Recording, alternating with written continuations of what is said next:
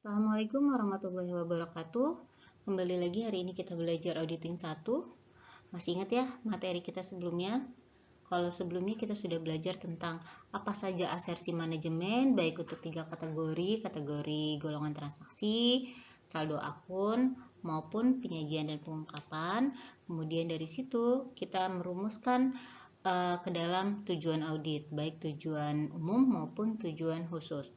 Nah, sekarang kita akan belajar tentang bukti audit, di mana bukti audit ini dibutuhkan untuk mencapai tujuan audit yang sudah kita tentukan sebelumnya. Ini adalah agenda pembelajaran kita hari ini. Pertama kita akan mempelajari apa itu definisi dari bukti audit. Selanjutnya kita akan membahas tentang program audit. Terdiri dari apa aja program audit dan apa kaitannya program audit ini dengan bukti audit. Nah, ini nanti akan kita pelajari. Kemudian yang selanjutnya kita akan mempelajari karakteristik dari bukti audit. Nah, bukti audit yang seperti apa sih yang diperlukan di dalam suatu proses audit? Kita akan pelajari. Kemudian jenis bukti audit, apa saja jenis-jenis bukti audit yang bisa dikumpulkan oleh auditor sehingga bisa menjadi dasar auditor nanti dalam menyatakan pendapat. Kemudian yang terakhir kita akan melihat bagaimana hubungan antara semua materi yang sudah kita pelajari ini dengan bukti audit. Oke, kita masuk ke topik pertama untuk pembelajaran kita hari ini, yaitu definisi dari bukti audit.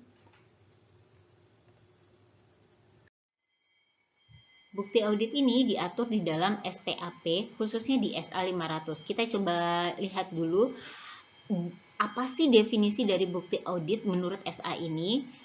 Nah, di sini kita lihat bahwa menurut SA 500 ini, bukti audit merupakan informasi yang digunakan oleh auditor dalam menarik kesimpulan sebagai basis opini auditor. Dari definisi ini kita bisa lihat betapa pentingnya arti dari bukti audit dalam suatu proses audit. Seperti kalau kalian masih ingat definisi dari audit, yaitu adalah suatu proses sistematis untuk mengumpulkan dan mengevaluasi bukti. Nah, jadi bukti yang dikumpulkan dan dievaluasi oleh auditor tersebut, itulah yang nanti menjadi dasar bagi auditor dalam menyatakan opini tentang kewajaran suatu laporan keuangan. Untuk itu, auditor harus paham dulu bukti seperti apa sih yang dibutuhkannya, seberapa banyak bukti yang dia butuhkan untuk dia menyatakan opini tentang kewajaran suatu laporan keuangan. Nah, kita akan mempelajari hal tersebut sehingga kalau nanti kalian masuk dan bekerja di sebuah KAP, kalian bisa menentukan bukti seperti apa yang kalian butuhkan di dalam proses audit, sehingga opini yang dinyatakan nantinya itu mempunyai basis yang tepat dan opini yang dinyatakan itu sesuai dengan kondisi yang ada. Oke, nah bukti audit tersebut menurut SA 500 juga itu tidak hanya mencakup terkait informasi yang terkait dengan catatan akuntansi, tapi juga bisa berupa informasi lainnya. Coba kita lihat ya di sini, berdasarkan definisi tersebut kita bisa lihat bahwa bukti audit untuk laporan keuangan itu bisa berupa bukti pembukuan. Bukti pembukuan ini bisa dari journal entry, bisa dari general ledger, subsidiary ledger, sampai dengan financial statement-nya. Jadi ini adalah bukti-bukti terkait pembukuan ataupun catatan akuntansi. Nah, kemudian yang kedua adalah bukti pendukung atau bukti lainnya selain catatan akuntansi. Yang masuk ke dalam contohnya ini, yang termasuk ke dalam bukti pendukung ini, contohnya adalah faktur, kwitansi, mungkin juga surat perjanjian atau kontrak perjanjian jual beli antara klien kita dengan rekanannya dan lain-lain. Masih banyak lagi. Nanti kita akan pelajari bukti-bukti pendukung ini. Selanjutnya kita akan mempelajari tentang program audit. Kita akan lihat apa sih program audit itu dan apa kaitannya program audit dengan bukti audit yang sedang kita bahas kali ini. Nah, kita lihat dulu ya apa itu program audit. Program audit adalah daftar prosedur-prosedur audit untuk suatu bagian atau keseluruhan audit. Nah, Jadi di sini kita bisa ambil kesimpulan bahwa program audit itu bisa untuk bagian tertentu, tapi juga bisa untuk ke audit secara keseluruhan. Bagian tertentu ini maksudnya apa sih? Maksudnya adalah program audit ini bisa kita buat untuk pengujian atas akun-akun. Contoh, misal kita akan melakukan pengujian terhadap akun kas, pengujian terhadap akun piutang, atau akun hutang, akun aset, dan seterusnya. Nah, di setiap akun tersebut yang akan kita uji, maka kita akan menyusun yang namanya program audit. Di mana di program audit ini akan terdiri dari prosedur-prosedur audit yang akan kita lakukan. Tapi ada catatan yang harus diingat, karena memang ini tidak tercantum di buku, tapi pada prakteknya ini diterapkan, yaitu di dalam program audit ini selain ada prosedur, kita sebagai auditor juga harus menentukan dulu tujuan audit yang ingin dicapai apa. Itu ya. Jadi di dalam program audit ini kita harus menentukan dulu tujuan auditnya apa, kemudian baru kita tentukan prosedur auditnya, dan yang terakhir baru kita tentukan bukti seperti apa yang kita butuhkan. Kita coba lihat contohnya. Ini contoh yang pertama, kita harus menentukan dulu tujuan auditnya. Kita ambil case bahwa kita akan melakukan pengujian terhadap akun kas dan setara kas. Nah, tujuan audit ini bisa berbagai macam ya. Walaupun kita hanya menguji akun kas dan setara kas, tapi tujuan auditnya bisa lebih dari satu. Bahkan emang biasanya lebih dari satu, karena banyak hal yang akan kita uji terkait dengan asersi-asersi manajemen. Nah, contohnya di sini adalah kita mau memastikan occurrence atau kita memastikan keterjadian dari pengeluaran kas. Nah, itu adalah tujuan audit kita, memastikan pengeluaran kas yang dicatat di dalam pembukuan klien itu benar-benar terjadi. Nah, jadi di sini tujuan auditnya adalah kita mau menguji, memastikan tentang occurrence pengeluaran kas. Kemudian setelah kita menentukan tujuannya, salah satu tujuannya, kita akan menurunkannya ke dalam prosedur audit apa yang akan kita terapkan untuk bisa menjawab tujuan audit tentang occurrence terkait pengeluaran kas tersebut. Nah, di sini prosedur auditnya kita bisa menentukan melakukan verifikasi terhadap bukti-bukti pengeluaran audit. Contohnya seperti itu. Jadi di sini adalah kita melakukan apa? Kalau kita melakukan verifikasi ke dokumen-dokumen transaksinya, ya, di sini prosedur auditnya kita akan melakukan yang namanya vouching. Nah, kita sudah menentukan nih prosedur auditnya. Kita akan memverifikasi dokumen-dokumen pengeluaran kas. Oke ya. Tujuan audit sudah kita tentukan, prosedur audit sudah kita tentukan. Selanjutnya kita akan menentukan bukti seperti apa yang kita butuhkan sehingga kita sebagai auditor bisa memperoleh keyakinan yang memadai untuk bisa menjawab bahwa pengeluaran kas yang dilakukan oleh perusahaan itu benar-benar terjadi. Nah, untuk menjawab pertanyaan yang ketiga ini, yaitu terkait bukti audit, ada 4 keputusan yang harus dilakukan oleh seorang auditor sehingga bisa diperoleh bukti dan bukti audit yang tepat, gitu ya. Jadi di sini di langkah yang ketiga setelah tujuan audit, prosedur audit, di bagian bukti audit, auditor harus menentukan jenis dan jumlah bukti audit yang tepat. Nah, untuk bisa menentukan jenis dan jumlah bukti audit yang tepat ini, ada 4 keputusan yang harus ditentukan oleh auditor. Nah, kita akan bahas terkait 4 keputusan ini. Sekarang kita lihat 4 keputusan terkait bukti audit yang harus ditentukan oleh auditor, di mana dari 4 keputusan ini akan menentukan berapa banyak jumlah bukti yang harus dikumpulkan oleh auditor. Nah, keputusan pertama adalah tentang prosedur audit yang digunakan. Prosedur audit yang ada di sini sama ya dengan prosedur audit yang tadi sudah kita bahas. Jadi, setelah menentukan tujuan audit, kemudian di program audit selanjutnya kita menentukan prosedur auditnya. Nah, itu sama nih prosedur audit yang ini dengan prosedur audit yang tadi. Nah, apa sih prosedur audit itu sebenarnya? Ini yang dari tadi belum kita bahas sebenarnya. Apa yang dimaksud dengan prosedur audit? Prosedur audit adalah rincian instruksi yang menjelaskan bukti audit yang harus diperoleh selama audit. Jadi, prosedur audit ini sangat membantu auditor karena di prosedur audit ini isinya adalah instruksi. Jadi, sudah sangat detail apa yang harus dilakukan oleh auditor untuk memperoleh bukti. Contohnya kayak yang tadi terkait kita menguji tentang keterjadian dari pengeluaran kas di perusahaan klien, maka prosedur audit yang kita lakukan adalah dengan melakukan verifikasi terhadap dokumen-dokumen transaksi yang terkait dengan pengeluaran kas. Nah, masih ingat ya, kalau kita melakukan pemeriksaan ke dokumen-dokumen transaksi itu artinya kita melakukan prosedur audit apa? Sudah sempat kita bahas di pertemuan sebelumnya. Suatu proses audit di mana kita memeriksa transaksi dari laporan, kita cocokkan ke dokumen-dokumen transaksi. Ya, kita melakukan yang namanya prosedur audit vouching.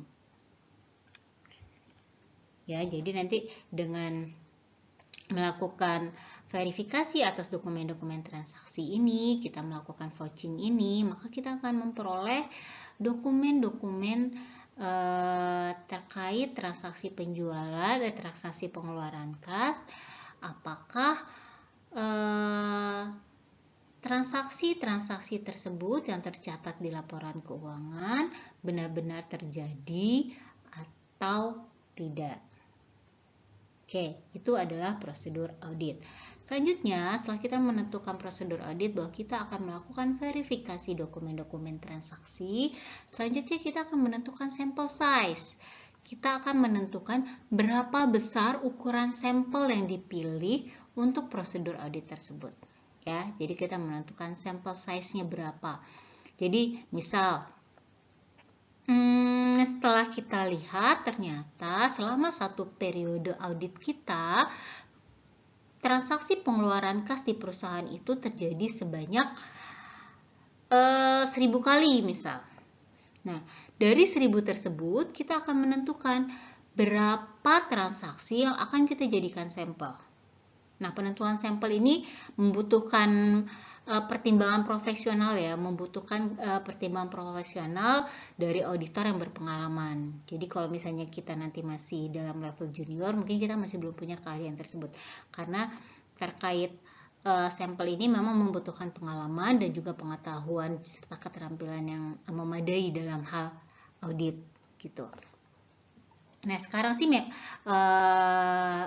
ada beberapa aplikasi yang sudah membantu auditor dalam menentukan jumlah sampel gitu. Kita asumsikan saja dari tadi populasi 1000 transaksi, kita anggap bahwa yang jadi sampel adalah sebanyak 50 transaksi misalnya. Oke, udah dapat ya, dari 1000 transaksi yang terjadi, transaksi pengeluaran kas yang terjadi selama periode audit, kita akan mengambil sampel sebanyak 50 transaksi pengeluaran kas. Selanjutnya, setelah kita tahu sampel size-nya, selanjutnya kita akan menentukan item apa yang dipilih dari populasi. Kita akan menentukan 50 transaksi pengeluaran kas itu kita akan ambil dari mana? Apa kriterianya kita memilih 50 sampel tersebut? Paham ya? Kalau yang kedua kita menentukan ukuran sampelnya, jumlahnya saja. Kalau yang ketiga kita akan menentukan itemnya apa, kriterianya apa yang akan kita ambil sampel dari 1000 populasi tersebut. Paham ya? 50 transaksi yang akan kita jadikan sampel. Kita akan memilihnya berdasarkan kriteria apa? Nah, contohnya misalnya 50 transaksi sampel tersebut akan kita pilih dari misal 50 transaksi dengan nominal terbesar, misalnya seperti itu. Atau kita akan meriksa dari 50 transaksi yang terjadi mendekati akhir periode laporan, misalnya seperti itu. Atau kita akan melihat, kita akan mengambil secara random aja, tidak memperhatikan waktunya, tidak memperhatikan nominalnya. Kita ambil secara random. Atau kita bisa menentukan misalnya kita akan melihat di awal-awal periode akuntansi, sampelnya sebanyak 50 kita ambil dari sana. Misalnya seperti itu ya. Itu adalah item apa yang akan kita pilih. Selanjutnya, setelah kita menentukan, misalnya kita menentukan adalah item yang akan kita pilih dari populasi yang akan kita jadikan sampel adalah 50 transaksi dengan nominal terbesar. Misalnya seperti itu. Selanjutnya, kita akan menentukan kapan pelaksanaan prosedur audit. Nah, kapan pelaksanaan prosedur audit ini adalah keputusan terakhir yang harus ditentukan oleh auditor. Contohnya, kita menentukan bahwa prosedur audit yang tadi sudah kita tentukan akan kita lakukan pada akhir periode pelaporan, misalnya seperti itu. Itu ya contohnya, kita akan menentukan kapan sih kita akan melaksanakan prosedur audit tersebut. Nah, keempat keputusan inilah nanti yang akan menentukan berapa banyak jumlah bukti yang harus dikumpulkan oleh auditor, dan ini harus disajikan juga di dalam program audit tadi. Ingat ya, program audit berarti isinya adalah tujuan audit, kemudian prosedur audit, dan juga 3 item sisanya ini. Sehingga dengan adanya program audit ini tadi, auditor mempunyai arahan yang jelas dalam melaksanakan pengujian atas suatu akun atau pengujian atas asersi. Oke ya, jadi sekarang sudah bisa ya memahami apa itu program audit, apa itu prosedur audit, dan bagaimana tadi menentukan jumlah bukti yang dibutuhkan terkait audit yang akan dilaksanakan. Selanjutnya kita akan membahas bagaimana sih karakter dari suatu bukti yang bisa dijadikan sebagai bukti audit. SA 500 paragraf 6 menyatakan bahwa auditor harus merancang dan melaksanakan prosedur audit yang tepat sesuai dengan kondisi untuk memperoleh bukti audit yang cukup dan tepat atau sufficient appropriate evidence. Nah, terkait bukti audit yang cukup dan tepat ini berhubungan dengan persuasivitas bukti. Apa sih persuasivitas bukti? Maksudnya adalah bukti yang dapat memberikan keyakinan yang memadai kepada auditor, sehingga dengan bukti tersebut maka auditor bisa menyatakan pendapat tentang kewajaran laporan keuangan klien. Nah, untuk bisa mengumpulkan bukti yang persuasif, maka ada 2 karakteristik yang harus dipenuhi oleh bukti tersebut, seperti yang disebutkan di dalam SA 500 tersebut, yaitu terkait appropriateness atau ketepatan bukti dan sufficiency atau kecukupan bukti. Nah, 2 karakteristik ini itu tidak bisa berdiri sendiri-sendiri untuk bisa memberikan keyakinan yang memadai kepada auditor. Jadi, 2 karakteristik ini harus dikombinasikan. Dengan kombinasi keduanya, barulah bukti tersebut bisa memberikan keyakinan yang memadai bagi auditor. Nah, pertanyaan selanjutnya, bagaimana sih bukti yang appropriate itu? Bagaimana bukti tersebut bisa dikatakan cukup? Nah, bukti yang appropriate ini terkait dengan kualitas bukti. Sementara kalau bukti yang cukup ini terkait dengan kuantitas bukti.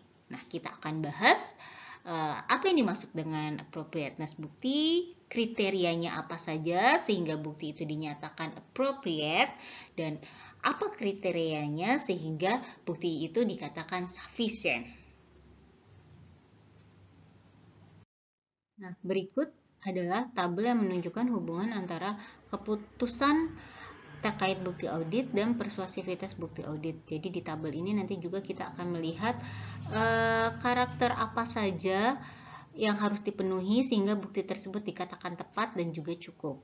Kita lihat di kolom yang pertama, ini adalah 4 keputusan bukti audit, di mana 4 keputusan bukti audit ini akan kita kelompokkan menjadi 2, yaitu terkait kualitas bukti dan kuantitas bukti.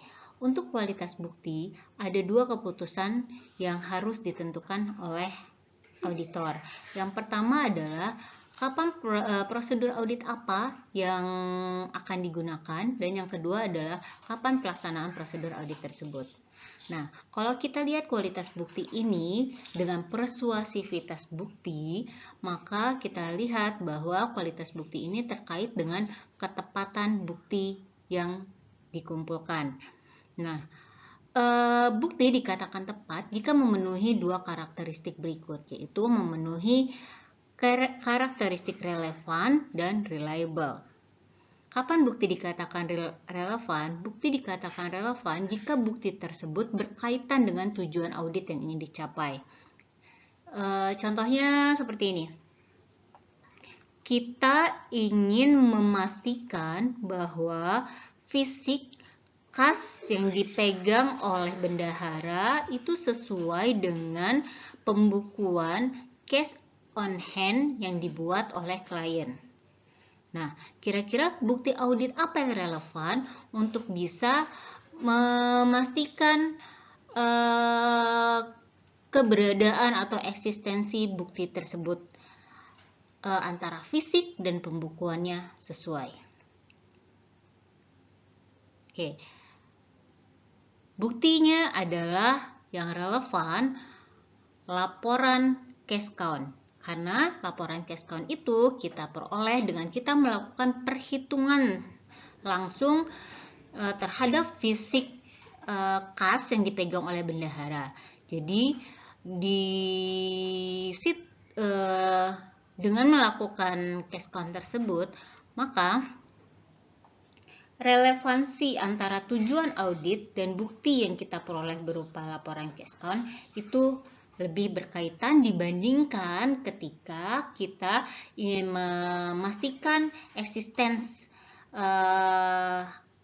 kas yang dipegang oleh bendahara dengan melakukan pemeriksaan terhadap penerimaan kas. Itu menjadi tidak relevan. Oke, bisa dipahami ya terkait karakteristik bukti yang relevan. Oke, karakteristik berikutnya yang harus dipenuhi agar bukti dikatakan tepat adalah bukti tersebut harus reliable.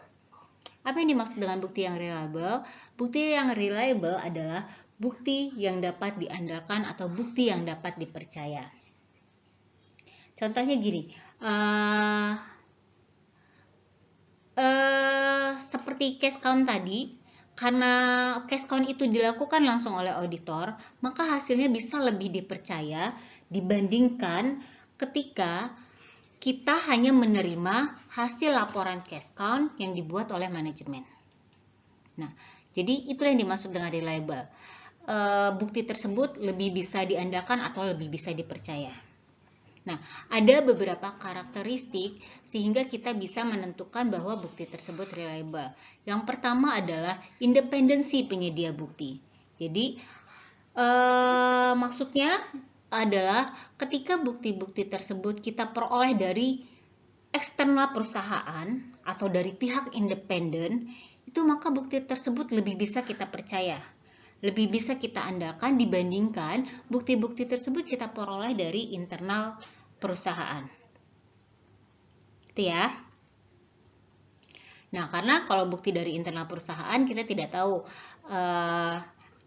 apakah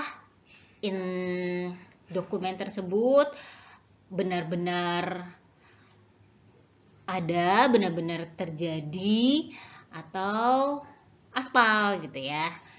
Jadi memang akan lebih dapat diandalkan, lebih reliable ketika bukti tersebut kita peroleh dari pihak eksternal perusahaan. Ya, contohnya misalnya kita peroleh melalui konfirmasi kepada pelanggan atau supplier klien kita, atau dari konfirmasi saldo bank dari bank yang terkait gitu. Kemudian karakteristik berikutnya terkait reliabilitas bukti adalah efektivitas pengendalian internal. Jadi di sini maksudnya kalau misalnya pengendalian internal yang ada di perusahaan tersebut efektif, maka bukti yang dihasilkan lebih dapat dipercaya dibandingkan ketika kita mengetahui bahwa pengendalian internal di perusahaan klien itu tidak efektif. Jadi kalau pengendaliannya internal, pasti dokumen-dokumennya itu akan tersedia dengan sangat baik dan sudah melalui otorisasi yang sesuai dengan SOP.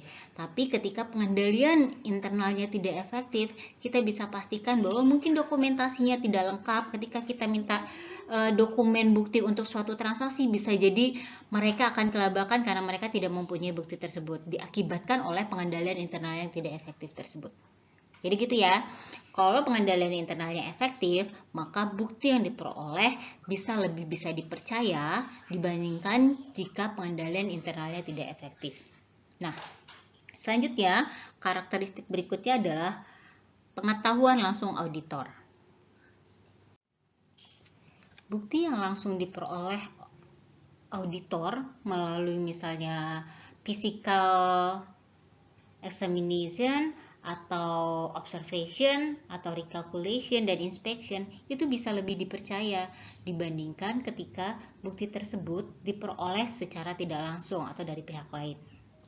Manusiawi ya, misalnya kalau misalnya kalian melihat suatu kejadian itu secara langsung dibanding dengan kalian mendapat cerita dari teman kalian akan lebih percaya yang mana? Misal teman kalian ada yang bercerita, ada kecelakaan di sini, orangnya tangannya sampai patah dan lain sebagainya. Apakah kalian akan langsung percaya atau kalian akan lebih mempercayai jika kalian yang langsung melihat kecelakaan tersebut di depan kalian? Nah, itulah juga yang dimaksud dengan pengetahuan langsung auditor ini. Jadi, ketika bukti tersebut dilihat langsung oleh auditor, dilakukan langsung oleh auditor, bukti-bukti tersebut menjadi lebih bisa dipercaya. Jadi kayak fisikas itu langsung dilihat oleh auditor, fisik persediaan juga itu langsung dilihat oleh auditor. Begitu juga dengan aset tetap, apakah benar mobil dinas seperti yang dicatat oleh pembukuan klien, apakah benar tanah-tanah tersebut dimiliki oleh klien dan lain sebagainya. Semua itu akan lebih dipercaya nanti jika buktinya dilihat langsung oleh auditor. Buktinya diperoleh langsung oleh auditor, bukan dari sumber lain. Nah, karakteristik lainnya agar bukti dinyatakan reliable adalah kualifikasi penyedia buktinya. Nah, kualifikasi penyedia bukti ini penting juga harus kita lihat. Meskipun tadi di poin pertama tadi kita menyebutkan bahwa independensi penyedia bukti itu penting. Jadi kalau bukti tersebut disajikan oleh pihak yang independen berada di eksternal klien itu lebih bisa dipercaya. Tapi kita lihat lagi nih di sini di kualifikasi penyedia bukti ini kita akan melihat lagi apakah pihak independen yang menjadi pemberi informasi tersebut apakah dia berkualifikasi, mempunyai kualifikasi untuk memberikan informasi terkait pertanyaan yang kita ajukan. Misalnya ketika kita ingin bertanya tentang kondisi agunan-agunan klien kita, akan lebih berkualifikasi sumbernya jika kita memperolehnya dari pihak bank dibandingkan ketika kita bertanya kepada misalnya pengacaranya klien. Gitu ya, karena pihak bank pihak yang independen dan dia memang tidak terikat Selain itu, dia mempunyai kualifikasi untuk menjawab pertanyaan tentang agunan apa saja yang dipegang oleh bank tersebut yang merupakan aset dari perusahaan. Gitu. Selanjutnya terkait dengan objektivitas bukti. Oke, kalau terkait objektivitas bukti ini bukti yang dikatakan objektif jika bukti tersebut tidak memerlukan pertimbangan tertentu untuk menentukan apakah bukti tersebut benar atau tidak. Nah, biasanya bukti-bukti yang objektif ini akan lebih mudah kita dapat jika bentuknya adalah data kuantitatif. Jadi contohnya adalah konfirmasi kita kepada debitur terkait saldo piutang ataupun saldo hutang klien kepada rekanannya, atau juga konfirmasi terkait saldo klien kita di bank. Nah, itu akan lebih objektif dan kita tidak perlu melakukan pertimbangan apapun karena data tersebut bersifat kuantitatif. Tapi ketika data tersebut bersifat kualitatif, biasanya data tersebut akan memerlukan pertimbangan lebih lanjut dari kita dan atau bahkan akan memerlukan prosedur audit lainnya sehingga baru kita bisa memperoleh keyakinan yang memadai terkait bukti tersebut. Contoh bukti subjektif ini adalah ketika kita melakukan observasi ke persediaan dan kemudian persediaan tersebut dinyatakan oleh bagian gudang itu merupakan persediaan yang sudah tidak layak jual. Nah, itu masih harus membutuhkan pertimbangan lebih lanjut. Apakah benar persediaan tersebut tidak layak jual? Apakah benar bahwa persediaan tersebut sebenarnya masih layak jual gitu. Nah, itu masih membutuhkan pertimbangan lebih lanjut dan membutuhkan prosedur audit lainnya. Sehingga baru auditor bisa menyimpulkan bahwa oke, benar persediaan tersebut memang sudah tidak layak lagi untuk dijual sehingga bisa dikeluarkan dari pencatatan persediaan. Seperti itu ya. Jadi itu adalah bukti yang objektif. Karakteristik selanjutnya terkait bukti yang dapat dipercaya adalah tentang ketepatan bukti. Ketepatan waktu. Nah, ketepatan waktu ini terkait dengan kapan prosedur dilaksanakan dan bagian periode yang diaudit itu yang mana gitu. Nah, biasanya ini terkait ketepatan waktu ini pelaksanaannya akan dilihat dari apakah yang kita audit, yang akan kita periksa itu merupakan akun-akun yang ada di laporan posisi keuangan atau merupakan akun-akun yang berada di laporan laba rugi.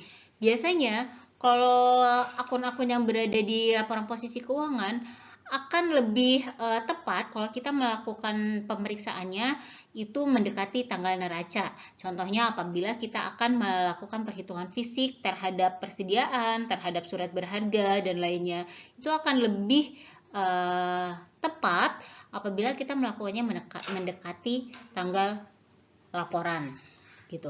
Tapi kalau untuk akun-akun yang berada di laporan laba rugi akan lebih tepat pelaksanaan auditnya jika kita melaksanakannya secara random sepanjang periode audit kita. Jadi tidak hanya mendekati tanggal laporan, tapi juga ataupun di awal laporan, tapi akan lebih baik jika kita melakukan auditnya di sepanjang periode audit secara random. Itu adalah tadi terkait kualitas bukti yang otomatis juga terkait dengan ketepatan bukti, di mana karakteristiknya ada relevansi bukti dan reliabilitas bukti.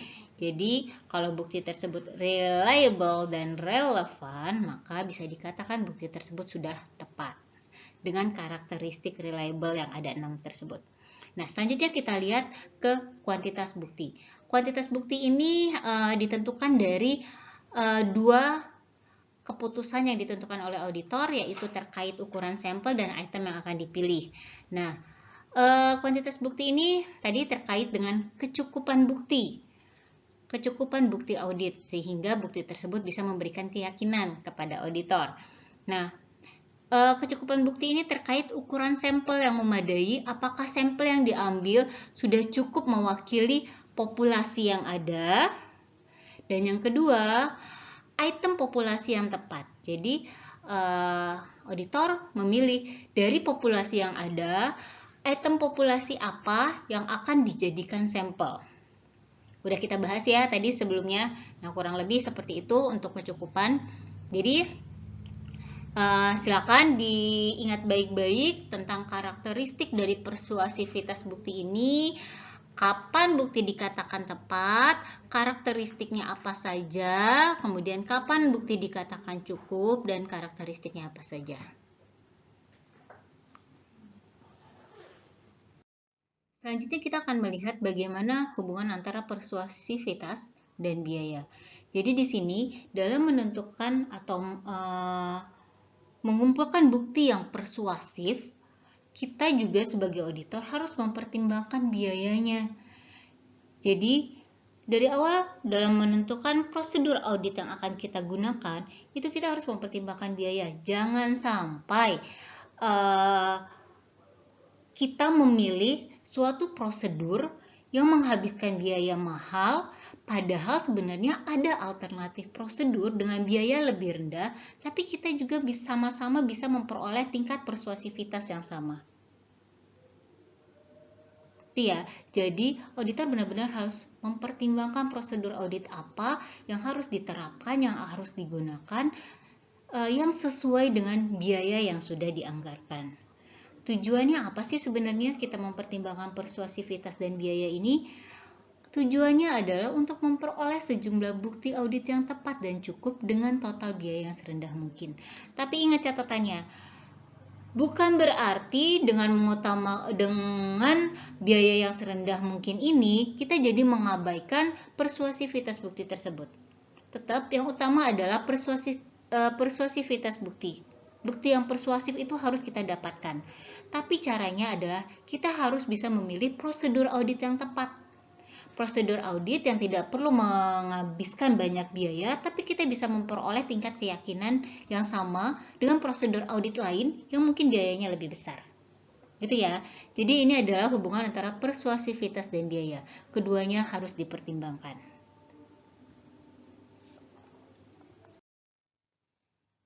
Selanjutnya adalah sumber bukti audit yang dapat dikumpulkan oleh auditor. Ada 4 di sini sumbernya. Yang pertama adalah pengetahuan tentang klien. Pengetahuan tentang klien ini diperoleh auditor melalui pengalaman audit tahun lalu. Jadi berdasarkan pengalaman audit tahun lalu, auditor bisa menilai bagaimana pengendalian internalnya klien kita, atau bagaimana itikat baik dari klien yang ditunjukkan melalui kerjasama yang baik antara auditor dan klien, mau membantu auditor dalam memenuhi bukti-bukti yang dibutuhkan. Nah, itu bisa kita peroleh dari pengalaman audit tahun lalu. Selanjutnya, kita juga bisa memperoleh pengetahuan tentang klien dengan melakukan analisis risiko klien. Jadi kita nilai nih, risiko apa saja sih yang ada di klien ini. Kita lihat risiko inherentnya, dari risiko industrinya, dari risiko akun-akun yang ada di klien, itu kita analisis. Kemudian selanjutnya kita juga bisa memperoleh melalui analisis penerimaan klien. Jadi ketika di awal kita melakukan analisis pada saat engagement awal, itu kita bisa melakukan beberapa analisis terkait klien. Selanjutnya, sumber yang kedua itu diperoleh dari informasi dari luar. Nah, informasi dari luar ini diperoleh auditor melalui pekerjaan tim audit dengan menggunakan data pasar. Jadi, tim audit melakukan analisa terkait bagaimana misalnya tingkat laba untuk perusahaan sejenis yang berada dalam industri yang sama. Apakah trennya sama jika labanya, misalnya laba perusahaan kita kok naiknya tinggi sekali, sementara untuk perusahaan sejenis di industri yang sama, itu tuh rata-rata labanya pada turun. Gitu. Kalaupun naik itu hanya sedikit, sementara klien kita labanya naiknya sangat drastis. Nah, itu bisa menjadi suatu informasi yang kita gunakan dari data pasar. Selanjutnya adalah analisis independen oleh spesialis. Jadi, kita juga bisa menggunakan jasa spesialis yang kompeten di bidangnya, yang berkualifikasi, yang mempunyai kualifikasi di bidangnya untuk memperoleh informasi tentang kondisi klien. Selanjutnya, sumber bukti yang selanjutnya dari sistem akuntansi. Nah, ini terkait dengan pencatatan atau pembukuannya klien ya.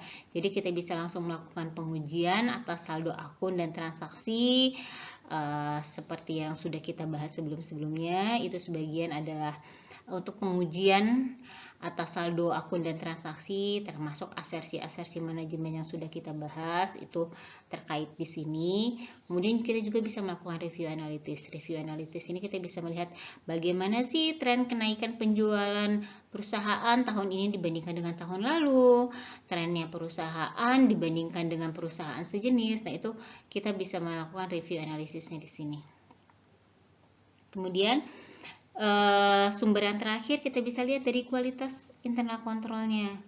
Nah, kualitas internal kontrol klien ini kita bisa memperoleh informasinya melalui evaluasi atas rancangan pengendalian atau test of control juga bisa. Kemudian evaluasi atas pengoperasian pengendalian. Nah, yang kedua ini kita bisa melakukannya melalui observasi.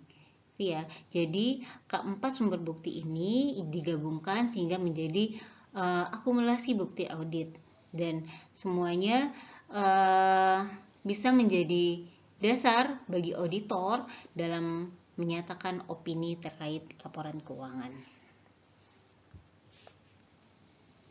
Oke, next kita akan membahas jenis-jenis cara memperoleh bukti audit. Nah, kita lihat di sini.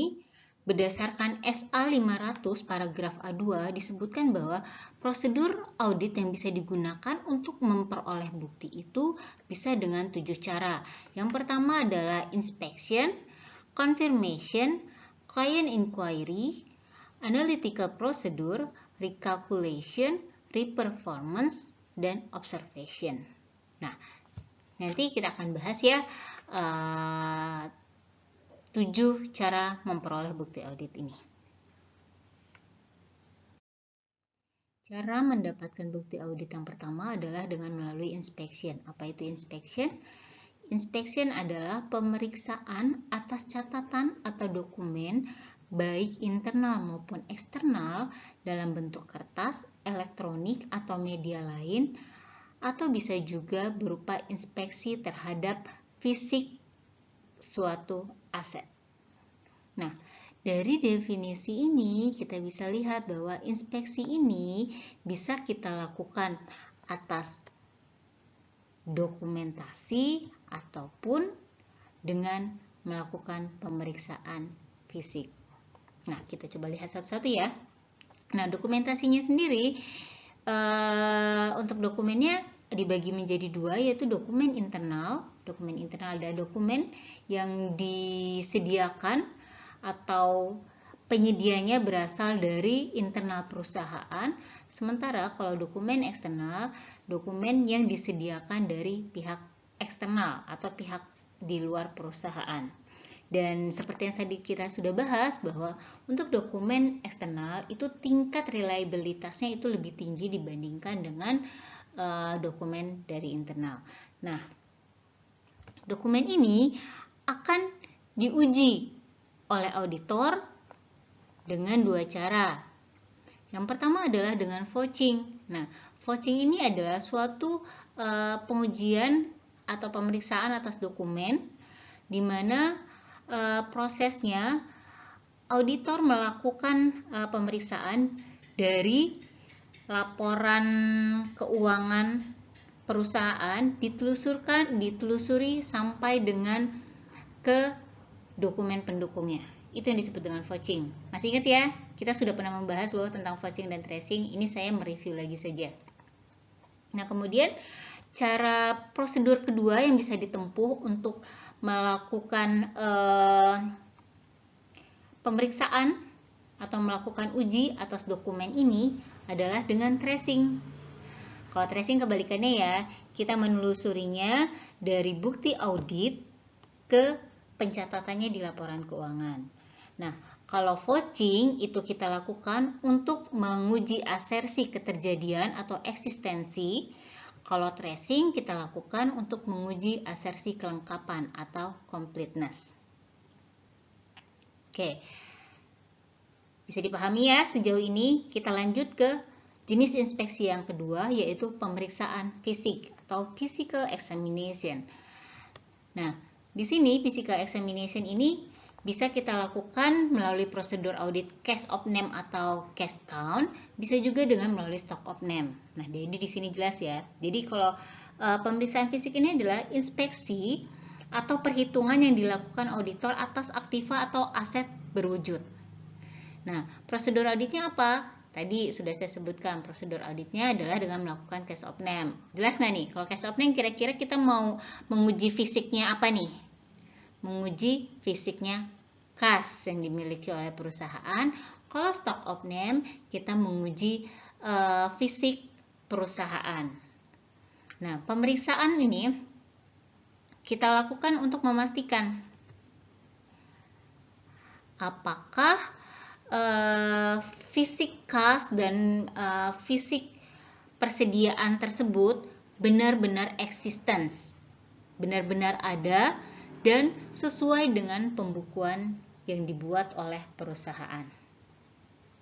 Nah, untuk pemeriksaan fisik ini yang harus kalian pahami adalah, apalagi nanti kalau kalian memang terjun ke sebagai auditor, bekerja di KAP, case count dan stock of name ini harus kita lakukan melalui komunikasi dulu. Kita melakukan koordinasi terlebih dahulu dengan pihak-pihak yang berwenang. Biasanya sih karena kita mengaudit, biasanya kita berkomunikasi selalu dengan bagian akuntansi. Jadi kita bisa berkoordinasi dengan bagian akuntansi terkait prosedur audit yang akan kita lakukan. Nanti bagian akuntansi yang akan mengkondisikan case of name atau stock of name yang akan kita lakukan. Nah, biasanya sih pelaksanaannya meskipun judulnya di sini adalah pemeriksaan fisik, tapi bukan kita sebagai auditor yang langsung melakukan perhitungannya. Jadi di sini kita sebagai auditor hanya mengamati klien yang melakukan perhitungan atas kas ataupun atas stock of name tersebut. Nanti berdasarkan hasil case of name atau stock of name tersebut akan dibuatkan berita acaranya. Dan nanti di situ juga auditor, bagian akuntansi, dan petugas terkait yang akan melakukan penandatanganan atas berita acara tersebut. Yang perlu diingat lagi adalah bahwa di sini ketika melakukan case of name, auditor harus memegang ya data pembukuannya. Jadi ketika klien melakukan perhitungan, auditor harus memastikan bahwa jumlah yang dihitung oleh klien itu sesuai dengan pembukuannya. Jadi jangan cuma asal hitung saja, tapi data pembukuan yang dimiliki klien itu harus sambil dipegang. Jadi begitu klien sudah meriksa, misalnya persediaannya, misalnya persediaan gula di gudangnya sebanyak ternyata 1000 karung. Kita lihat di pembukuannya klien apakah benar stoknya itu sebanyak 1000 karung, seperti itu. Jadi kita langsung mencocokkan pembukuannya dengan kondisi fisiknya, ya. Jadi jangan kita lakukan setelah stock of name dilaksanakan. Jadi pada saat itu juga kita bisa langsung melihat mana stok-stok yang tidak sesuai dengan pencatatannya klien. Oke, bisa dipahami ya. Jadi yang namanya case of name, stock of name itu bukan kita auditor yang melakukan penghitungan, tapi penghitungan dilakukan oleh klien. Kita auditor hanya mengawasi, hanya melihat sambil mencocokkan apakah benar hasil perhitungan tersebut sesuai dengan pembukuan klien.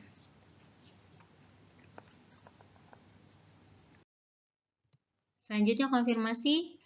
Konfirmasi itu adalah bukti audit yang diperoleh auditor sebagai respon langsung tertulis dari pihak ketiga dalam bentuk kertas atau secara elektronik atau media lainnya. Nah, konfirmasi ini biasanya bisa dilakukan ke beberapa akun, bisa diterapkan ke beberapa akun yang ada di dalam laporan keuangan. Tapi umumnya yang biasanya dilakukan adalah konfirmasi ini kita kirimkan kepada supplier, kepada customer, dan juga kepada banknya klien kita. Bagaimana proses konfirmasi ini? Prosesnya adalah pertama, auditor meminta klien untuk membuat konfirmasi. Nah, tapi yang pertama, meskipun auditor meminta klien yang membuat konfirmasinya, template konfirmasi tersebut itu telah disediakan oleh klien. Jadi template-nya menggunakan template KAP gitu. Kemudian auditor juga sudah menyiapkan daftar rekanan, baik itu customer, supplier, ataupun bank yang akan dikirimkan konfirmasinya. Nah, daftar konfirmasi dan juga template tersebut itu diserahkan kepada klien dan dimintakan kepada klien untuk dibuatkan surat konfirmasinya dan juga mengirimkan konfirmasi tersebut ke rekanan-rekanan tersebut. Nah, pertanyaannya, kenapa auditor mesti meminta klien untuk membuat konfirmasi tersebut? Kenapa bukan auditor saja yang membuat konfirmasi tersebut?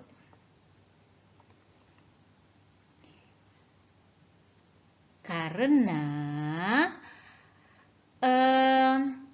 dalam pengiriman konfirmasi ini kita harus menggunakan kop surat dari perusahaan klien kita. Kita tidak bisa menggunakan kop surat KAP kita. Karena yang dikenal oleh rekanan klien adalah klien, bukan kita auditornya. Jadi kalau kita mengirimkan konfirmasi dengan menggunakan kop KAP kita, siapa kita? Pikir rekanan kan? Kenal aja enggak, kok minta-minta data rekan bisnis dia gitu kan. Sudah bisa dipastikan mereka tidak akan menjawab gitu kan. Tapi kalau misalnya klien kita yang mengirim dengan kop surat mereka, karena memang selama ini mereka berkomunikasinya dengan klien kita, pasti kemungkinan untuk dijawabnya itu lebih besar. Ditambah lagi juga kita akan meminta klien kita untuk mempush atau untuk menghubungi rekanannya untuk segera menjawab konfirmasi yang kita kirim gitu. Jadi ingat ya, yang mengirim konfirmasi dan yang membuat konfirmasi itu adalah klien menggunakan kop surat perusahaan klien. Tapi template konfirmasi dan juga daftar yang akan dikonfirmasi itu telah ditentukan terlebih dahulu oleh auditor. Kemudian tugas auditor adalah memantau, memastikan, mengontrol konfirmasi tersebut telah dibuat dengan benar, telah dikirimkan dan dipastikan juga dikontrol semua konfirmasi jawabannya sudah diterima oleh KAP kita atau oleh kita sebagai auditor. Ya. Itu adalah tugas dari auditor. Nah, kita balik ke sini. Tahapan yang pertama, kita sudah meminta klien untuk membuat, kemudian kita juga akan meminta klien untuk mengirimkannya. Bagaimana cara auditor mengontrol atau mengawasi, memastikan bahwa konfirmasi-konfirmasi tersebut sudah dikirimkan oleh klien kita ke rekanannya sesuai dengan daftar rekanan yang harus dikirimkan konfirmasinya yang telah dibuat oleh auditor tadi. Caranya adalah kita bisa melihat bukti pengirimannya. Jadi kita cek bukti pengirimannya apa benar pengiriman ke semua daftar yang sudah kita buat tersebut telah dilaksanakan. Itu pengawasan pertama yang dilakukan oleh auditor untuk memastikan bahwa konfirmasi sudah dikirim. Selanjutnya, kita akan menunggu respon dari rekanannya klien. Nah, respon dari rekanan klien ini untuk memudahkan dan meningkatkan tingkat pengembalian konfirmasi. Ketika kita mengirimkan konfirmasi tadi, kita juga di situ memasukkan amplop balasannya serta form untuk menjawab konfirmasi kita. Jadi form untuk menjawab konfirmasi dan amplop untuk menjawab konfirmasi itu semuanya sudah ada di dalam surat konfirmasi yang kita kirimkan. Jadi rekanannya klien kita cukup menjawab konfirmasi kita apakah setuju atau tidak, atau dia menuliskan berapa nominalnya yang menurut pembukuannya mereka. Kemudian mereka tinggal masukkan ke amplop yang sudah kita sediakan dan tinggal dikirim. Dan biasanya di amplop yang disediakan itu juga sudah ada materai atau PO Box yang mereka tidak perlu mengeluarkan biaya apa-apa lagi.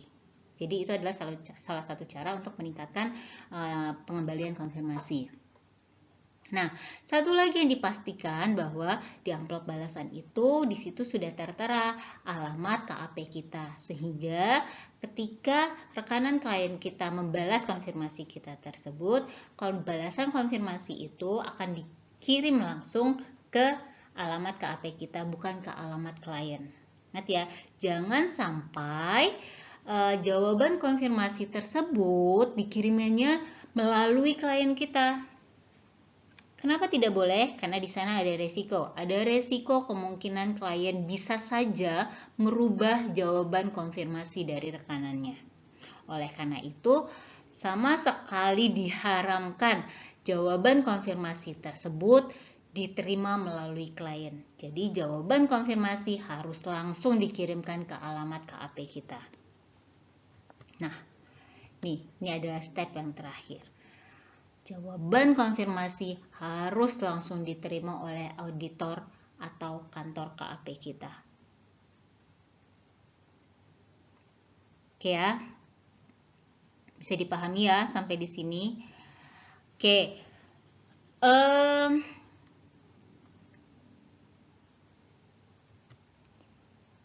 nah konfirmasi ini kita lakukan untuk menguji asersi eksistensi dari piutang, dari hutang, dan dari kas di bank. Oke, konfirmasi sendiri itu dibagi menjadi dua. Nih ada konfirmasi positif dan konfirmasi negatif. Apa itu konfirmasi positif? Konfirmasi positif ini biasanya adalah konfirmasi yang membutuhkan jawaban. Jadi konfirmasi positif ini sebenarnya dibagi dua lagi. Ada di mana di konfirmasi itu dia sudah menyebutkan berapa nominalnya, berapa nominal hutang atau piutang atau saldo banknya klien kita. Jadi si rekanan klien cukup menjawab setuju atau tidak. Itu yang pertama. Atau bisa juga auditor mengirimkan blank confirmation. Jadi rekanan klien harus menulis sendiri berapa saldo piutang atau saldo hutang atau saldo bank klien kita yang tercatat di rekanan klien tersebut. Jadi untuk konfirmasi positif ini dia ada dua ya bentuknya, bisa cukup menjawab setuju atau tidak, atau dia blank confirmation yang dimana rekanan klien harus menulis sendiri berapa nominalnya. Nah, konfirmasi positif ini, baik yang blank ataupun yang menjawab setuju atau tidak, itu harus dijawab. Itu adalah konfirmasi positif, membutuhkan jawaban. Nah, biasanya konfirmasi positif ini juga diterapkan kalau misalnya saldonya itu besar. Saldo per customer, saldo per supplier, atau saldo banknya itu besar. Jadi membutuhkan konfirmasi positif. Tapi jumlah sampelnya tidak banyak. Nah, berbeda dengan konfirmasi negatif. Kalau konfirmasi negatif ini dia boleh tidak dijawab. Jadi dia boleh tidak dijawab kalau rekanan klien setuju dengan nominal yang disajikan di dalam konfirmasi kita. Tapi dia harus menjawab ketika rekanan klien tidak setuju dengan saldo yang kita cantumkan di surat konfirmasi. Biasanya juga konfirmasi negatif ini dilakukan kalau saldonya kecil, saldo hutang, saldo piutang, atau saldo di banknya itu kecil. Dan juga jumlah sampelnya banyak. Nah, itu ya. Jadi, konfirmasi bagaimana proses konfirmasi di KAP tersebut dan ada berapa macam jenis konfirmasi.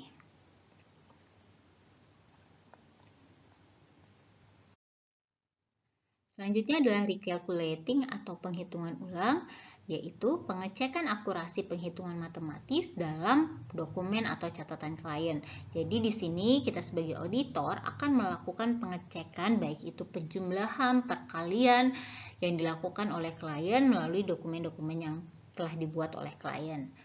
Contohnya seperti apa? Contohnya ini. Contoh yang pertama adalah melakukan pengecekan perkalian faktur penjualan dan persediaan, juga mengecek penjumlahan jurnal dan buku pembantu.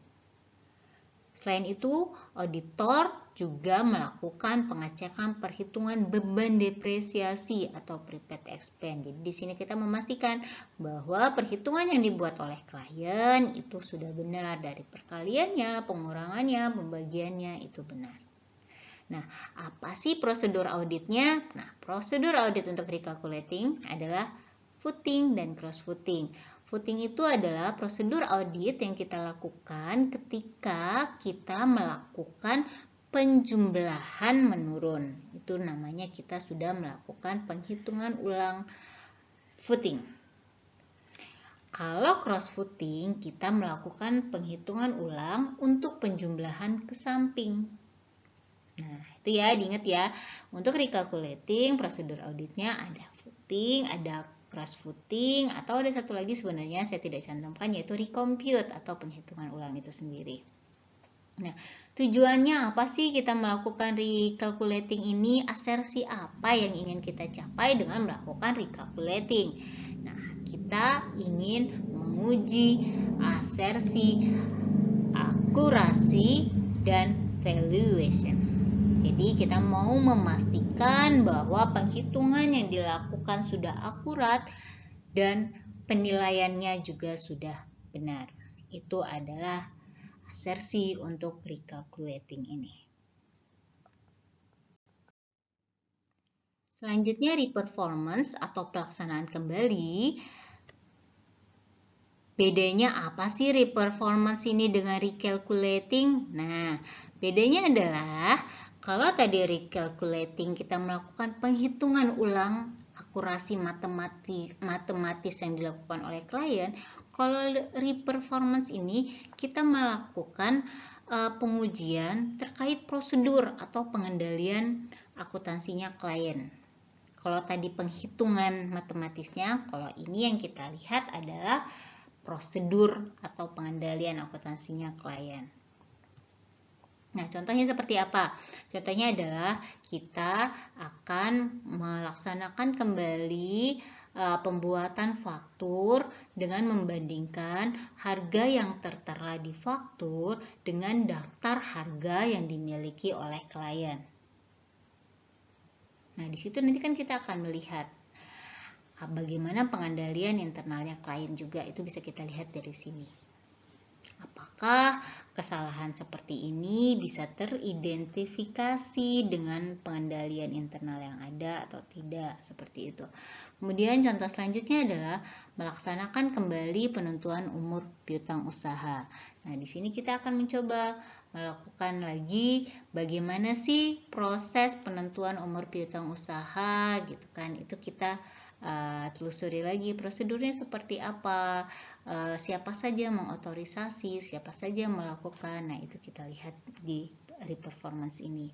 Begitu juga dengan contoh yang terakhir terkait reperformance adalah memastikan jurnal penjualan telah dicatat pada jumlah dan pelanggan yang tepat dalam buku pembantu. Nah, di reperformance ini kita juga akan melihat jika ada suatu transaksi penjualan, misalnya untuk si customer A, apakah dicatat di subsidiary ledgernya pelanggan A, dan bagaimana pencatatannya, apakah benar dicatatnya di dalam jurnal penjualan atau malah dicatatnya di akun lainnya gitu ya. Jadi itu kita lihat di reperformance ini. Kita mencoba melakukan lagi, ada penjualan, kita lakukan dan memastikan bahwa pencatatannya sudah sesuai dengan prosedur, sesuai dengan ketentuan akuntansinya. Nah, nanti di situ akan ketemu banyak sih terkait pengendalian internal di reperformance ini juga akan kita peroleh. Nah, tujuannya ini sama tadi kayak recalculating. Kita di sini untuk menguji asersi, keakuratan, dan juga valuation. Selanjutnya analytical procedure. Jadi untuk analytical procedure ini kita melakukan pengevaluasian atas informasi keuangan yang dilakukan dengan menelaah hubungan yang dapat diterima antara data keuangan dan data non-keuangan. Maksudnya seperti apa nih? Menelaah hubungan antara data keuangan dan non-keuangan. Contohnya seperti ini. Kita melakukan analisa atas laporan keuangan klien. Kita lihat misalnya di situ adalah rasio persentase kenaikan laba bersih perusahaan klien, kita compare dengan tahun lalu dan misalnya ternyata turun. Kemudian kita lihat nih aspek non keuangannya. Kira-kira apa sih yang menyebabkan laba perusahaan ini menurun? Apakah karena faktor ekonomi global yang memang menyebabkan laba perusahaan untuk industri sejenis itu memang mengalami penurunan, atau malah jangan-jangan ada faktor lainnya, misalnya adanya salah saji gitu kan. Nah, itu maksudnya adalah kita mencoba menelaah hubungan antara data keuangan dan non keuangan. Selanjutnya prosedur analitis ini diterapkan beberapa kali ya. Di awal ketika perencanaan itu kita menerapkan prosedur analitis, kemudian nanti pada saat penyelesaian audit kita juga melakukan yang namanya analytical procedure. Nah, nanti kita akan bahas lebih lanjut sebenarnya tentang analytical procedure ini di pertemuan-pertemuan ke depan ya. Nah, tujuannya apa sih sebenarnya kita melakukan prosedur analitis ini?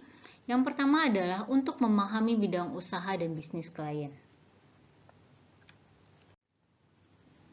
Tujuan yang pertama ini terkait dengan tahap awal audit atau di tahap perencanaan audit ya. Biasanya kan di tahap audit ini, di tahap perencanaan ini, auditor belum tahu nih bagaimana sih kondisi di dalam perusahaan itu sesungguhnya. Nah, untuk mendapat gambaran globalnya, biasanya di tahap perencanaan ini, auditor akan melakukan analytical procedure terlebih dahulu, di mana dia bisa menganalisis bagaimana kondisi keuangan tahun ini, kondisi keuangan yang belum diaudit tahun ini dengan kondisi tahun sebelumnya. Nah, dari situ nanti biasanya akan mendapat insight-insight, hal-hal yang perlu mendapat perhatian khusus gitu kan, dan yang perlu disoroti dan mungkin nanti akan berpengaruh terhadap perencanaan audit yang akan disusun. Kemudian selanjutnya adalah analytical procedure ini juga bisa digunakan untuk menilai kelangsungan usaha bisnis klien. Nah, ini penting banget nih analytical procedure ini. Dan auditor harus benar-benar bisa menggunakan analytical procedure ini untuk bisa mencapai tujuan-tujuan ini. Bagaimana caranya menilai kelangsungan usaha klien ini? Contohnya seperti ini. Misalnya rasio utang jangka panjang dengan modal berada di atas normal, sementara rasio antara laba bersih terhadap aset berada di bawah rata-rata. Hal ini menunjukkan risiko tinggi terjadinya kegagalan usaha akibat masalah keuangan. Nah, hal yang seperti ini bisa kita peroleh dari analytical procedure. Nah, kalian yang mungkin lagi belajar analisis laporan keuangan, belajarlah dengan baik bagaimana cara menganalisis laporan keuangan.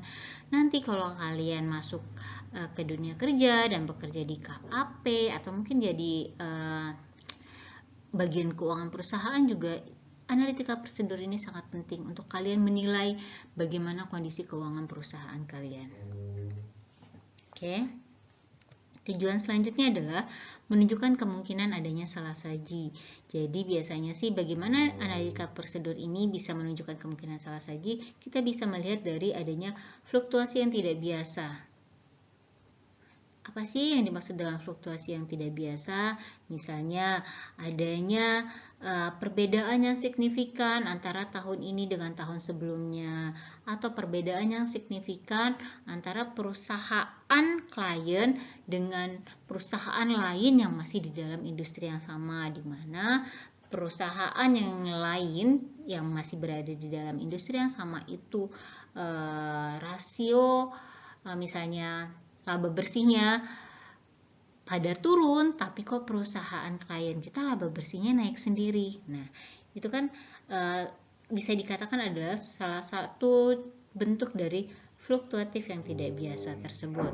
Sehingga hal-hal yang seperti itu bisa menjadi clue bagi auditor apakah mungkin sebenarnya ada salah saji di dalam catatannya klien kita. Tuh. Selanjutnya, tujuan berikutnya adalah mengurangi pengujian audit terinci. Nah, dengan melaksanakan analytical prosedur ini, akan banyak prosedur yang bisa kita kurangi. Jadi, ini bisa menghemat waktu, bisa menghemat biaya analytical prosedur ini. Selanjutnya adalah client inquiries atau tanya jawab atau wawancara dengan klien, merupakan upaya untuk memperoleh informasi secara lisan maupun tulisan dari klien sebagai respon atas pertanyaan yang diajukan oleh auditor.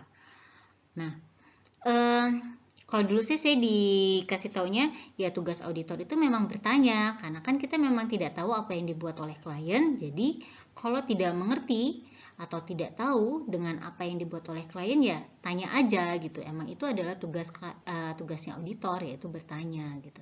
Jadi ya jangan malu, jangan takut bertanya dengan klien, karena memang laporan keuangan itu bukan kita yang buat, kita hanya mengevaluasi. Jadi kalau memang ada hal yang tidak kita pahami, ada hal yang tidak kita ketahui, ada hal yang tidak jelas, ya silakan tanyakan langsung ke kliennya, ke bagian yang memang menghandle hal tersebut.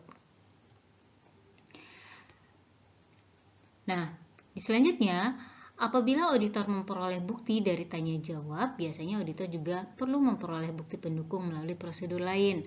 Nah, contohnya seperti ini. Misal, kita melakukan pengauditan atas aset tetap, misalnya seperti itu. Kemudian setelah kita lihat, ternyata kita coba membandingkan aset tetap tahun ini dan aset tetap tahun sebelumnya. Ternyata kok ada kenaikan yang sangat signifikan ya terhadap aset tetap. Nah, kan kita tidak tahu kenaikan ini karena apa sebenarnya. Nah, makanya kita melakukan inquiry kepada klien kita. Kita tanya sama klien kita, Pak, ini asetnya naik ya? Naiknya karena apa ya Pak? Gitu kan kita tanya, kenapa ini naik? Kalau misalnya kata dia, oh iya kita melakukan pembelian A, B, C, D, dan E sehingga makanya di tahun ini pembukuan kita menunjukkan bahwa aset kita bertambah sebesar sekian. Nah, kalian sebagai auditor jangan cukup sampai di situ saja terus berhenti bertanya. Terus dengan senang hati kalian menulis catatan bahwa kenaikan aset karena disebabkan pembelian A, B, dan C, seterusnya gitu ya. Auditor tidak cukup sampai di situ. Ingat professional skeptism-nya? Nah, di sini kalian harus menerapkan professional skeptism.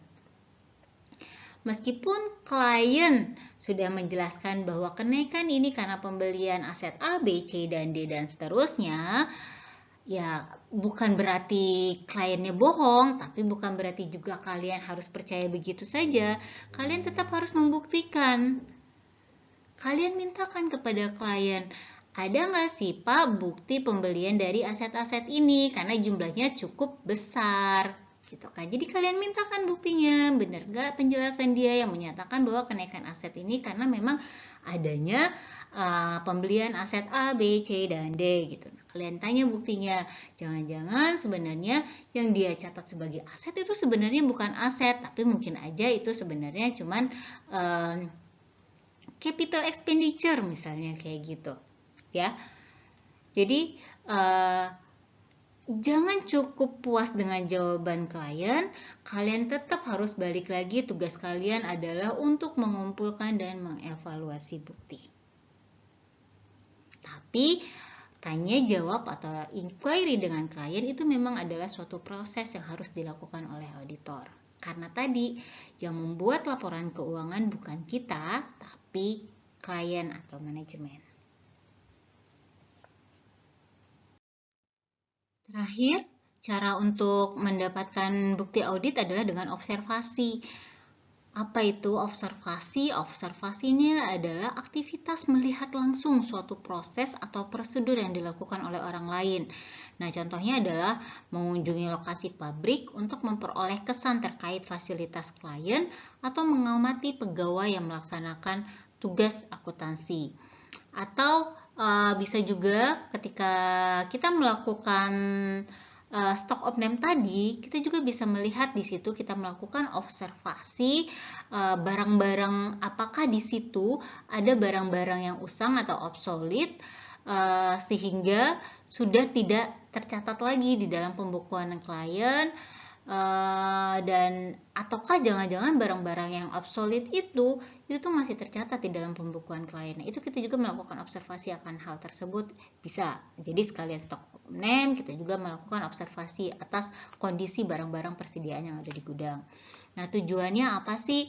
Sebenarnya tujuan kita melakukan observasi ini adalah untuk menentukan kepatuhan terhadap prosedur yang telah ditetapkan. Kayak tadi, prosedur penentuan barang usang. Apakah benar barang yang dinyatakan usang itu sudah sesuai prosedur gitu? Apakah barang usang itu memang sudah layak dinyatakan sebagai barang usang? Begitu juga dengan pelaksanaan tugas akuntansi yang dilakukan oleh pegawai. Apakah pegawai tersebut ketika melakukan pencatatan atas penjualan atau melakukan penagihan piutang itu sudah sesuai dengan prosedur yang telah ditetapkan? Itulah yang kita lakukan observasinya.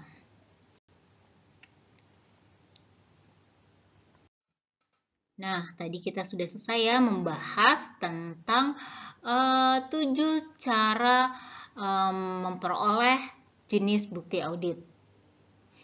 Oke, nah sekarang di sini kita akan melihat, nah di sini nih jangan sampai kalian bingung ya. Tadi kita belajarnya hanya 7 jenis buktinya, kok di sini tiba-tiba ada 8 Bu, gitu kan. Nah, kalau tadi saya mengkategorikan menjadi 7 jenis bukti audit atau 7 jenis cara untuk memperoleh bukti audit, itu karena didasarkan pada SA 500. Di SA 500 tersebut menyebutkan bahwa ada 7 caranya gitu kan. Nah, sementara yang saya sajikan di sini ini adalah yang disajikan oleh Arens. Jadi tidak masalah karena sih sebenarnya intinya sama saja. Kalau di Arens, dia membagi antara inspeksi dokumen dengan inspeksi fisik. Nah, jadi makanya inspeksi di sini, yang di Arens ini, dia khusus untuk inspeksi dokumen. Pemeriksaan fisiknya dibuat tersendiri. Tapi kalau di SA 500, inspeksi itu hanya inspeksi saja, tapi di dalamnya include inspeksi dokumen dan juga pemeriksaan fisik. Oke, jadi paham ya bedanya? Oke. Kita lanjutkan, kita menggunakan referensi dari Arens untuk melihat ketepatan jenis bukti audit dengan jenis buktinya. Nah, terkait kriteria yang kita gunakan ini ada 5 kriteria. Nah, ini merupakan 5 kriteria dari 6 kriteria terkait karakteristik reliabilitas bukti. Nah, kita coba lihat satu-satu ya. Nah, kalau kita lihat di sini disebutkan untuk jenis bukti pemeriksaan fisik, independensi penyedianya, dilihat dari independensi penyedianya, jenis bukti ini cukup tinggi. Tingkat kepercayaan atau ketepatan buktinya cukup tinggi karena auditor sebagai penyedianya. Nah, kalau dilihat dari keefektifan pengendalian internal kliennya, pemeriksaan fisik ini bervariasi, tergantung. Kalau misalnya pengendalian internal kliennya efektif, ya berarti tingkat ketepatan buktinya tinggi. Tapi kalau pengendalian internal kliennya tidak efektif, berarti tingkat ketepatan atau tingkat kepercayaan pemeriksaan fisik ini ya berarti rendah gitu. Nah, begitu juga ketika kita lihat dari pengetahuan langsung auditor. Karena pemeriksaan fisik ini dilakukan langsung oleh auditor, dalam artian auditor ada di sana menyaksikan proses pemeriksaan fisik tersebut, maka hal tersebut langsung diketahui oleh auditor, maka tingkat ketepatan buktinya, tingkat reliabilitas buktinya itu tinggi. Nah, kita coba lihat dari karakteristik yang berikutnya, yaitu kualifikasi penyedianya. Bagaimana kualifikasi penyedianya? Kalau terkait pemeriksaan fisik sih biasanya umumnya tinggi, karena biasanya kita cukup melihat apakah benar fisik persediaan misalnya sama dengan pembukuan klien. Kecuali kalau misalnya membutuhkan keahlian khusus, misalnya kita selain melakukan pemeriksaan fisik, kita juga harus memastikan kadar berliannya benar atau tidak. Nah, itu kan kita tidak mempunyai kualifikasi seperti itu. Bisa jadi kalau kondisinya seperti itu, kualifikasinya bisa jadi rendah gitu. Tapi pada umumnya tinggi kalau hanya berupa persediaan barang persediaan biasa gitu ya. Kemudian kita lihat dari objektivitas buktinya. Objektivitasnya juga tinggi karena tadi auditor yang melakukannya langsung, yang penyediaan informasinya juga auditor, sehingga dan datanya juga informasinya merupakan informasi kuantitatif sehingga objektivitasnya tinggi. Gitu ya. Kurang lebih cara membaca tabel ini seperti itu. Nah, di sini juga bisa kalian lihat untuk konfirmasi seperti apa, dilihat dari independensi penyedianya, konfirmasinya tinggi, bukti jenis bukti dari konfirmasi ini tinggi karena kita memperolehnya dari pihak eksternal. Begitupun seterusnya. Saya harap kalian bisa ya melanjutkan sendiri membaca maksud dari tabel ini. Kurang lebih cara membacanya seperti yang tadi saya contohkan. Ingat, ini dipelajari, mungkin saja akan saya tanyakan ketika ujian. Selanjutnya, kita akan melihat hubungan antara jenis bukti dan 4 keputusan bukti bagi tujuan audit yang berkaitan dengan saldo persediaan. Jadi, di sini kita akan melihat tujuan auditnya adalah untuk memastikan fisik persediaan sesuai dengan pembukuan perusahaan.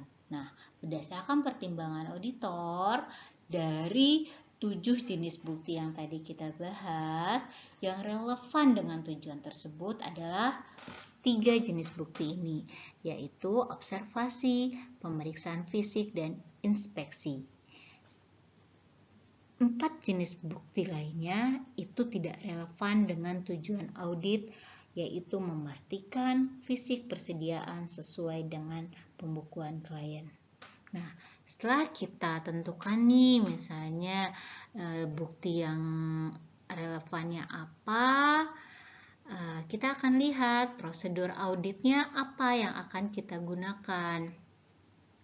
Nah, di sini kita lihat bahwa prosedur audit yang akan kita gunakan adalah untuk observasi, mengamati perhitungan persediaan yang dilakukan oleh karyawan klien untuk menentukan apakah mereka telah mematuhi semua instruksi dengan tepat.